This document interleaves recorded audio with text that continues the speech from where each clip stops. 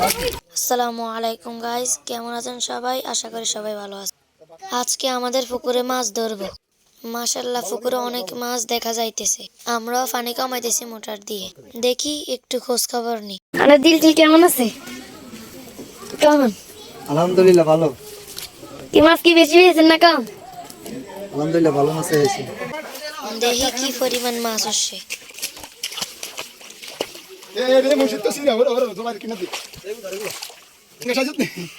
ভাই আপনাদের মাছ ধরার ফিলিংসটা কেমন? অনেক ভালো। এরকম মাছ লাইভে দেখিনি। মাছ দেখো, আমাদের মাছ সবচেয়ে সেরা মাছ। ওর মাছ মারি দিয়েছে ভাই আপনাদের মাছ ধরার ফিলিংসটা কেমন? আমার প্রশ্ন হলো আগে ভিডিও করেন, আপনার ফিলিংসটা কেমন? আলহামদুলিল্লাহ অনেক ভালো। ওইটাই করেন, আপনি কোন দিয়া? পোলাপাইনের মাছ ধরার দৃশ্য দেখেন, খুব সুন্দর একটা দৃশ্য। সে ঐতিহ্যবাহী দৃশ্য, 90 দশকের দৃশ্য এখন আজকে নতুন করে বেশি উঠেছে। দেখেন সবাই আনন্দ করছে আর মাছ ধরছে।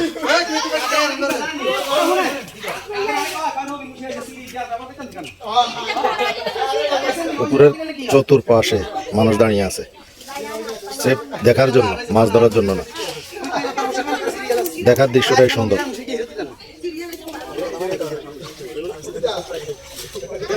এই ধরনের দৃশ্য 90 দশকে ছিল। 90 দশকের পরে এই ধরনের দৃশ্য আমাদের দেশ থেকে আস্তে আস্তে হারিয়ে যাচ্ছে।